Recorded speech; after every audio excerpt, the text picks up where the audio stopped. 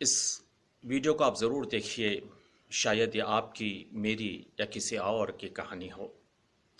ایک صاحب فرما رہے تھے کہ افریقہ کے ساحل کے کنارے ایک چھوٹا سا شہر تھا۔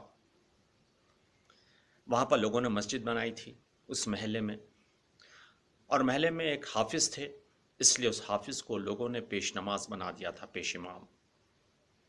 لوگ مسجد کو جاتے تھے، نماز پڑھتے تھے، اور اس پیش امام کی بڑی عزت کرتے تھے، کہ ایک تو حافظ تھے اور دوسرے پیش امام تھے۔ رسم یہ ہوا تھا کہ رمضان کے مہینے میں کوئی نہ کوئی پیش امام صاحب کو افطار کے لیے اپنے گھر پر دعوت دیتا تھا۔ ایک صاحب تھے جو بڑے نمازی تھے اور ہمیشہ اذان سے پہلے مسجد کو پہنچ جاتے تھے، اور ان کی صحیح یہ تھی، تلاش یہ تھی ان کی، کہ ہمیشہ پیش امام کے پیچھے صف اول میں نماز ادا کریں۔ رمضان کا مہینہ آیا، ان کی باری ہوئی، اور انہوں نے پیش امام کو اپنے گھر پر دعوت دی، افطار کی۔ اچھے اچھے کھانے بنائے اور پیش امام کو دیے، اور جاتے وقت بھی انہوں نے پیش امام کو کھانا دیا بہت سارا، تاکہ وہ اپنے بچوں کو افطار کے لیے یا سحری کے لیے کھانے میں دیں۔ پیش امام صاحب نے ان کے لیے دعا کی اور وہ چلے گئے۔ دوسرے دن صبح میں جب یہ نمازی جس کا ذکر ہو رہا ہے، اس کی بیوی گھر کی صفائی کر رہی تھی، تو اسے ایسے لگا کہ طاقچے پر جو پیسے رکھے تھے، جو کرنسی تھی، ان کی نوٹ جو رکھے تھے، وہ غائب ہیں۔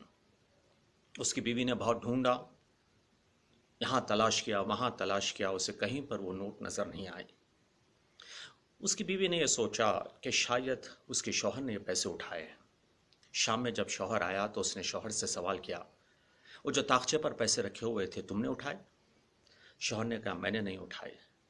تو بہت ڈھونڈنے کے بعد اس کی بیوی نے کہا، دیکھو اس گھر میں میرے اور تمہارے سوا تو کوئی نہیں، اور ایک چھوٹا سا بچہ جھولے میں، وہ بھی تو اٹھ کر جھولے سے نکل کر پیسے نہیں اٹھا سکتا، تو بس ایک پیش امام صاحب تھے جو یہاں پر آئے تھے، اور کل ان کے آنے سے پہلے پیسے طاقچے پر رکھے ہوئے تھے، اور ان کے جانے کے بعد ہی پیسے غائب ہو گئے، تو ہو نہ ہو پیش امام صاحب نے یہ پیسے چرائے ہیں۔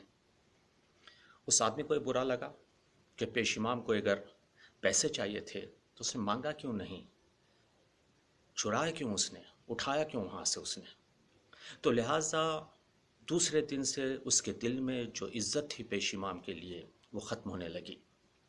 وہ دیر سے نماز کے لیے پہنچتا تھا، اور صحیح یہ کرتا تھا وہ کہ آخری صف میں ہو، یا وہ نماز جماعت کے ساتھ نہیں بلکہ فرادہ پڑھ لیا کرتا تھا، اور روبرو بھی نہیں ہوتا تھا پیش امام سے، تاکہ پیش امام کو سلام بھی کرے اور وہ اس کا جواب دے۔ ایک سال اسی طرح گزر گیا، پھر رمضان آیا۔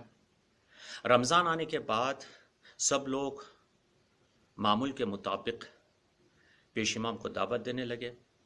ان کی باری آئی تو یہ کچھ نہ بول سکے ان کو، لوگوں سے، کہ پیش امام میرے گھر میں آ کے پیسے چرائے تھے۔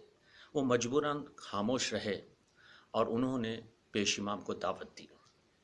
پیش امام ان کے گھر پر آئے۔ جب آ کر دسترخوان پہ بیٹھے ہوئے تھے تو اس آدمی نے کہا، آپ جانتے ہیں میں ایک سال سے آپ سے بات نہیں کر رہا ہوں، آپ کو سلام بھی نہیں کر رہا ہوں۔ تو پیش امام نے کہا، ہاں میں بھی پوچھنا چاہتا تھا، بات کیا ہے؟ تو اس نے کہا، ایک سال پہلے جب آپ یہاں پر آئے تھے تو طاقچے پر پیسے رکھے ہوئے تھے، کیا وہ پیسے آپ نے اٹھائے؟ پیش امام نے سوچا، کہا ہاں میں نے پیسے اٹھائے۔ تو اس نے جھٹ کہا، پیش امام صاحب آپ کو اگر پیسے کی ضرورت تھی تو ہم سے مانگ لیا ہوتا، آپ ان پیسوں کو چرائے کیوں؟ تو پیش امام رونے لگے۔ جیسے وہ رونے لگے تو ان کی بیوی نے کہا، آپ رونے کی کیا ضرورت ہے، ہم نے تو آپ کی عزت کہیں پر برباد نہیں کی، ہم نے کسی سے نہیں کہا کہ آپ نے پیسے چرائے، ہم نے آپ کی آبروداری کی، اب رونے کی کیا ضرورت ہے؟ تو پیش امام نے کہا، میں اس لیے نہیں رو رہا ہوں کہ میں نے پیسے اٹھائے، میں اس لیے رو رہا ہوں کہ ایک سال ہو گئے اس واقعے کو، اور آپ لوگوں نے گھر میں قرآن تک نہیں کھولا۔ اس دن جب آپ لوگ کچن میں تھے اور کھانا بنانے میں مصروف تھے تو ہوا کا جھونکا آیا کھڑکی سے، اور وہ نوٹ اڑنے لگے، تو میں نے سوچا کہیں پر गिर जाएंगे। मैंने उठाकर उन्हें फर्श के नीचे रखना चाहा, लेकिन मैंने कहा शायद फर्श के नीचे आप लोग उसे ढूंढ नहीं पाएंगे। मैंने जो कुरान रखा हुआ था, कुरान खोलकर उसके बीच में मैंने वो पैसे रख दिए कि शायद आप लोग जब कुरान खोलेंगे कल सुबह में तो आपको पैसे मिल जाएंगे। और मैं ये बताना चाह रहा था आपको, मैं भूल गया।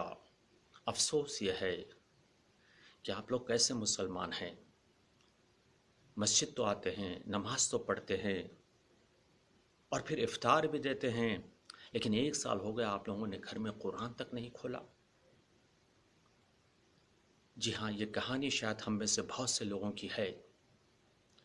कभी कभी जब हमें पता चलता है, खबर मिलती है कि किसी काफिर ने कुरान की तौहीन की है, तो आप देखते हैं किस तरह से लोग सड़क पर निकल आते हैं, एहतजाज करते हैं, नारे लगाते हैं, नारेबाजी करते हैं कि भाई कुरान की तौहीन हुई है। लेकिन पता नहीं उन्हीं में से कितने लोग हैं जिन्होंने अपने घर में रखे हुए कुरान की तरफ देखा भी नहीं, उसे खोला भी नहीं। एक सवाल है, वो काफिर जो ईमान नहीं रखता कुरान पर, उसने कुरान की तौहीन की, उसका जुर्म ज़्यादा है, उसका गुनाह ज़्यादा है, या उस शख्स की जो अपने आप को मुसलमान कहता है और कुरान पर ईमान रखता है और कुरान की तरफ तवज्जो नहीं देता, कुरान को खोलता नहीं और कुरान की तौहीन करता है? आप ही बताए, गुनाह उस काफिर के ज़्यादा है या इस मुसलमान की जो अपने आप को मुसलमान कहता है? अगर ये वीडियो आपको पसंद आई हो तो आप शेयर कीजिए। शायद इनमें से बहुत से लोग हैं जो आज भी अपने आप को मुसलमान कहते हैं, कुरान पर ईमान रखते हैं, और कहीं पर अगर कुरान की तौहीन होते हैं तो वो भड़क उठते हैं, रोड पर निकल आते हैं, लेकिन खुद कभी भी कुरान की तरफ देखते नहीं और कुरान की तौहीन करते हैं। अल्लाह हाफिज़।